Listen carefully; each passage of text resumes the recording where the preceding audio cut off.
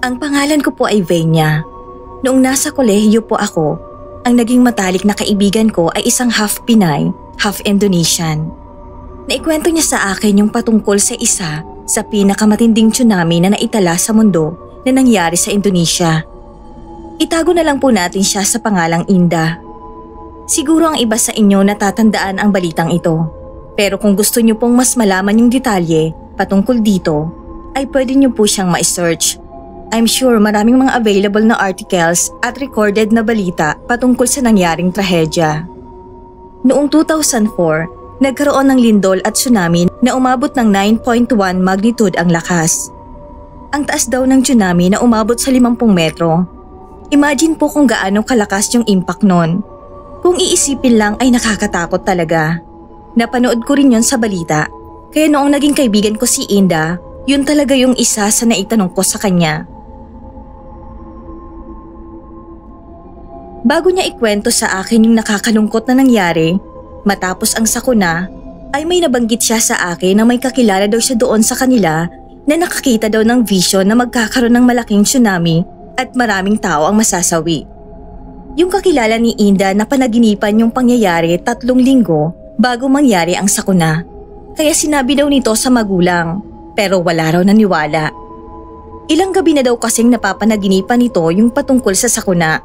Ang problema nga lang ay hindi alam ng kakilala ni Inda kung kailan ito mangyayari. Naikwento daw yon kay Inda nung bumisita siya sa bansa nila, pero kaagad din daw nababalik dito si Inda. Sa totoo nga daw, kahit si Inda hindi siya naniwala sa kaibigan kasi ang random daw ng vision nito na bigla na lang magkaka-tsunami. Pero nang nakauwi siya dito sa atin, doon na nagsimulang bumigat ang pakiramdam ni Inda. Yung kakilala ni Inda ang mismong nagbigay ng babala sa mga kamag-anak nila doon sa pinangyarihan ng tsunami sa vision nito. Noong taon daw na nangyari yon ay nasa Philippines si Inda, kaya ang ginawa niya, pinag-ingat na lang ang magulang niya at mga kamag-anak. Matapos ang 3 linggo, shock na shock si Inda kasi maling lugar yung sinabi ng kakilala niya. At tumama ang sentro ng lindol doon sa lugar kung saan mismo naninirahan yung kakilala niya. Kaya yung kakilala niya mismo, pati na ang ibang kamag-anak, ay nasawi sa trahedya. Gustong-gusto ni Inda na umuwi sa Indonesia. Pero hindi siya pinayagan ng mga magulang niya. Mas makabubuti daw kung nandito na lang daw siya sa Philippines. Hindi makapaniwala si Inda sa nangyari na hindi niya maintindihan kung bakit mali yung lugar sa vision ng kakilala niya. Pero totoong nangyari naman na nagkaroon ng tsunami at humigit daang katao ang nasawi dahil sa nakapanlulumong sakuna. Nakakalungkot kasi ang hindi alam ng kaibigan niya ay isa pala siya sa masasawi sa nakita niyang vision. Ang daming nalungkot at naghinagpis sa nangyari. Nangihinayang din si Inda sa buhay ng kamag-anak at kakilala niya. Maililigtas sana ang mga ito dahil sa vision, pero nangyari daw ang nangyari. Marahil daw hindi accurate ang naging vision o baka na mali lang ang pagkakaunawa. Kaya kung isa ka po sa nakapakinig ng kwento na to, sana magbigay tayo ng kahit ilang sandali na dasal para sa mga taong namayapa ng hindi inaasahan.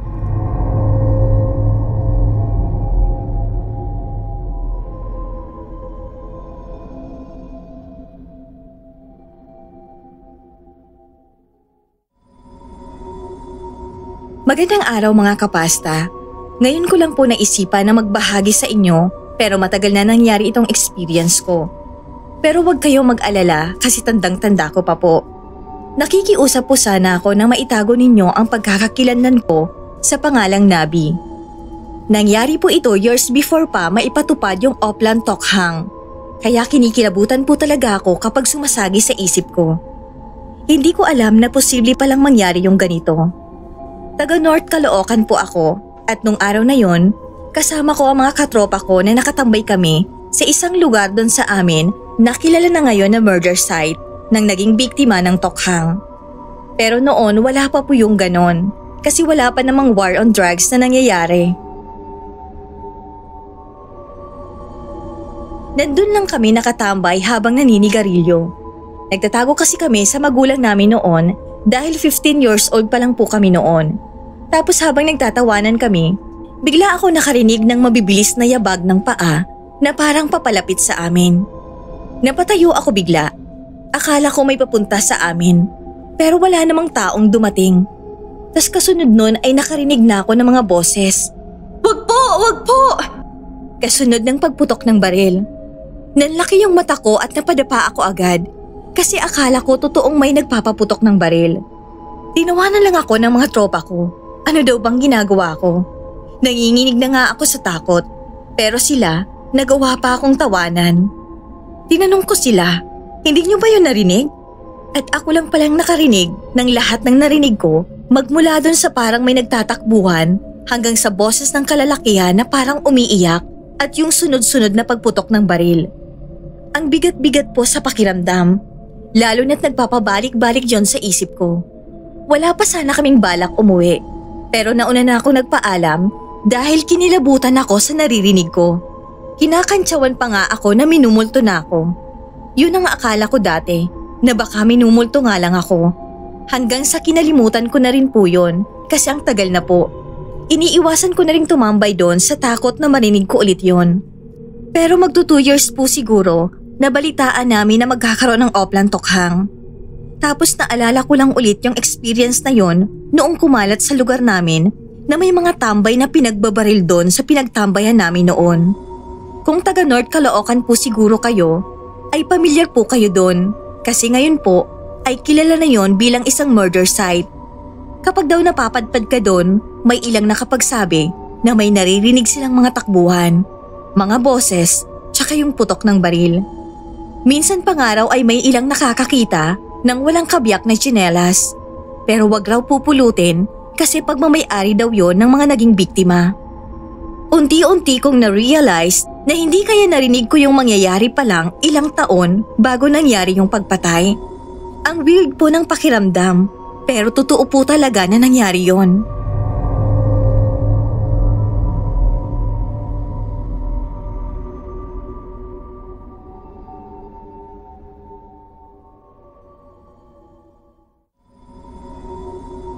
Inka po ang itawag niyo sa akin. Magandang gabi po. Kwento ko lang po yung experience ko nung nagkaroon po ng parang premonition yung kaibigan ko patungkol sa akin. Meron akong boyfriend noon, magti 3 years na kami. Sa kabuuan ng relasyon namin, wala namang nangyaring hindi maganda. Never siya nag-cheat sa akin o gumawa ng kalokohan. Siyempre may mga ilang maliliit na bagay lang kaming hindi na pagkakasunduan, pero normal naman yon sa magjowa. Sinasabi nga ng mga nakakakita sa amin, perfect daw kami sa isa't isa. At ako rin naman ng mga panahon na yon, sigurado na ako sa kanya at napag-uusapan na rin namin yung pagbuo ng plano sa pagpapakasal namin. Buong akala ko siya na talagang makakasama ko pagtanda. Bigla akong kinausap ng isa sa kaibigan ko. Napanaginipan niya raw ako at ang boyfriend ko. Sabi niya, wag daw ako masyadong magpapaapekto sa sasabihin niya kasi panaginip lang naman daw yon at hindi naman sigurado kung magkakatotoo nga talaga. Pero concern lang daw siya sa akin kasi nakakatakot yung panaginip niya. Ilang ulit niya ngang tinanong sa akin kung sinasaktan ako ng boyfriend ko pero sabi ko naman hindi. Ayun nga, kwento niya na nga ang panaginip niya. Nakita niya daw yung boyfriend ko na isinisilid ang katawan ko sa sako. At kitang-kita niya na yung binti ko ay nagdudugo. Detalyado pa yung pagkakalarawan sa sako. Yung sako ay yung may brand pa ng bigas na nakalagay. Nakasuot din daw ako ng puting jelly shoes na may disenyong ribbon. Ang unang reaksyon ko po natawa lang ako kasi wala sa ugali ng boyfriend ko na gawin niya yon. Sobrang bait ng boyfriend ko kung alam mo lang, sabi ko pa po sa kanya. Ikaw, basta ingat ka, hindi sa tinatakot kita. Payo pa sa akin ng kaibigan ko. Hindi po ako nag-aalala sa mga oras na yon kasi imposible pong mangyari yon. Hanggang sa ipapakilala na ako ng boyfriend ko doon sa mga kamag-anak niya sa probinsya kasi may plano na kaming magpakasal noon. Nung nandun na kami sa kanila, una niya akong pinakilala sa lolo at lola niya. Pinupuri pa nga ako na ang ganda-ganda ko raw at ang swerte daw ng boyfriend ko. Binisita din namin yung tita niya na may hinanda pa palang regalo sa akin. Nahiya ako ng bahagya kasi ako pa yung niregaluhan pero nag-iba yung itsura ko nang buksan ko yung regalo. Ang nasa loob ng kahon ay yung puting jelly shoes na may ribbon na design sa ibabaw. Doon pa lang sumama ng pakiramdam ko pero pilit kong hindi iniisip Kasi ayokong masira yung good vibes kahit na nag-overthink na ako. Nung bumalik na kami sa bahay ng lola niya, nasabi niya na may kunuhan sila ng palay. Pinunta niya pa ako sa likod bahay nila at itinur pa ako doon. Doon ko napansin yung mga sako ng bigas na maayos na nakatiklop. Parehas na parehas yon sa sako na nasa panaginip ng kaibigan ko. Parang sasabog po ang ulo ko. Nagtatalo ang isip ko kung maniniwala ba ako na may mangyayaring masama. Kung itutuloy ko pa ba yung pagpapakasal. Kasi sa punto na yon, binabalot na po ako ng takot. Payo sa akin ng kaibigan ko, hiwalayan ko na raw, baka humantong pa raw sa malalang sitwasyon. Hanggang ngayon po, hindi alam ng dati kong boyfriend na hiniwalayan ko siya dahil sa premonition ng kaibigan ko. Natatakot lang kasi ako noon sa posibleng mangyari.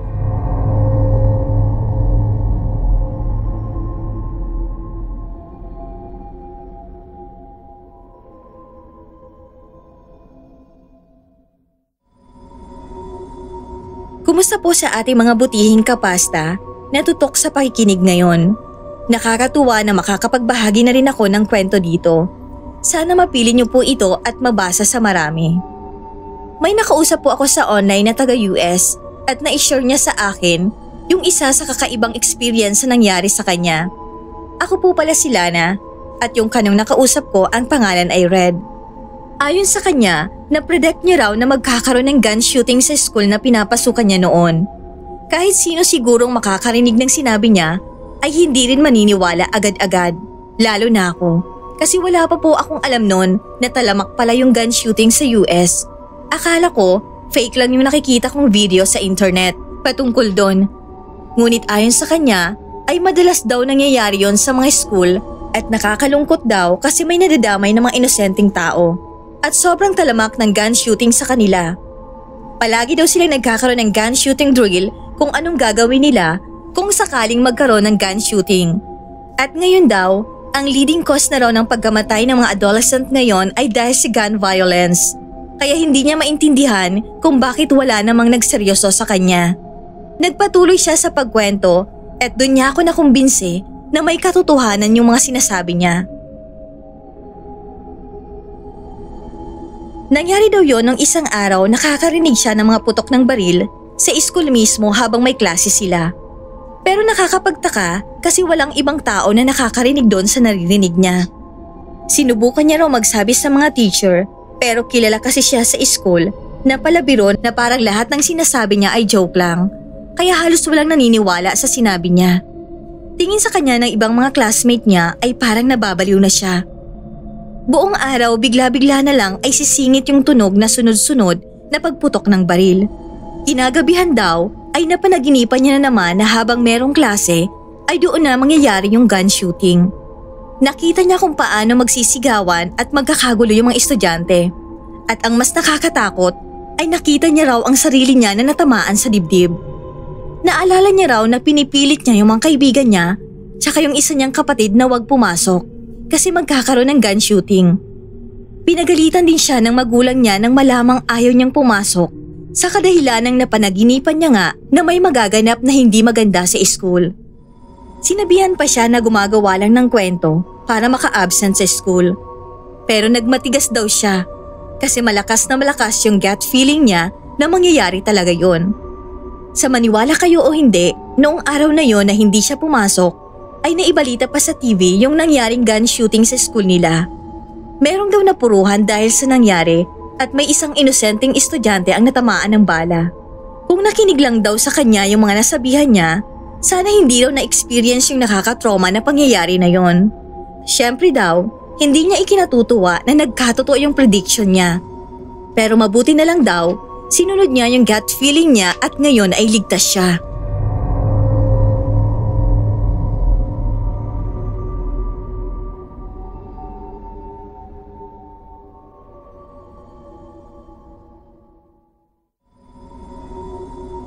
Magandang araw po. Actually, nahihiya po sana akong ibahagi ito. Pero dahil napapadalas na rin ang panunood ko sa channel nyo, ay narito na rin po ako, isa na sa mga sender. Ako po pala si Fina. Dumating po sa buhay ko na dahil sa mga napapanood ko sa internet, mas naging conscious at insecure ako sa sarili ko. Palagi ko ring nakukuhang comments sa mga kamag-anak o kakilala ko na maganda daw sana ako kung matangos lang daw ang ilong ko. May plano na talaga akong magpa-rhinoplasty tsaka magpa-botox. Nagsabi na ako sa magulang ko. At first, gulat sila kasi ang ganda-ganda na raw ng shape ng nose ko. Pero ba't ko pa raw ipaparetoke at babaguhin? Pero nakikita din siguro nila na wala akong masyadong confidence sa sarili ko. Kaya ayun, napapayag ko din sila kung saan daw ako masaya. Kaya excited na excited po ako. Nakahanap na ako ng clinic na inirekomenda sa akin ng kakilala ko sa online na nagpa-nose job din. Ang ganda kasi ng results sa kanya. Kaya sabi ko, doon na lang din ako magpapagawa. Maayos ng lahat, may schedule na ako. Fully paid na rin yung procedure na gagawin ko. Habang palapit ng palapit yung schedule date, mas lalo ako nagiging excited, lalo na pag-iisipin ko na mas gaganda na ako. And then ilang oras bago yung procedure na gagawin, naghahanda na ako papuntang clinic. Actually, sasamahan pa ako ng boyfriend ko. Nag-aayos na ako noon sa harap ng salamin namin. Then habang tinatali ko yung buhok ko, napapansin ko na parang nag-iiba yung itsura ko sa salamin. Yung parang namamaga at nagmamanas yung mukha ko. Tapos nadidistort na tipong natutunaw yung itsura ko sa salamin. Doon na ako kinabahan. Parang nawala yung excitement ko. Tapos sabi ko pa sa boyfriend ko, wag na lang kaya kaming tumuloy. Sabi niya, sayang daw yung ibinayad namin. Natuloy pa rin po kami sa klinik. Pero habang palapit kami ng palapit, mas bumibigat yung pakiramdam ko. Tas nagpa-flash bigla sa utak ko yung mga larawan na nakahiga ako sa kama na magang-baga yung mukha kasi pumalya yung surgery sa akin. Hindi ko alam that time kung imagination ko lang ba at tinatakot ko lang ang sarili ko o nakita ko talaga yung mangyayari pa lang. Kaya ang sabi ko, uwi na lang kami. Pag-isipan ko muna ng mabuti. Pwede namang mag-resched ako. Mabuti na lang po, ganun talaga yung ginawa ko. Kasi mga ilang araw may nabalitaan kami na yung doktor doon sa clinic na siya sanang gagawa ng procedure sa akin ay wala palang lisensya. At yung recent na pasyente ay isinugod sa ER kasi malala daw yung kondisyon. Parang nagkaroon daw ng impeksyon at malpractice daw ang nangyari. Kabang-kaba po talaga ako kasi muntika na ako. Mabuti na lang nakinig talaga ako sa sarili ko kasi kung hindi, baka nangyari na sa akin yung nakita ko. Ngayon po, mas natutunan ko ng mahalin yung natural na sarili ko. Hindi naman ako against sa pagpapa-plastic surgery. Sa akin lang, ay magdoble ingat po sana tayo.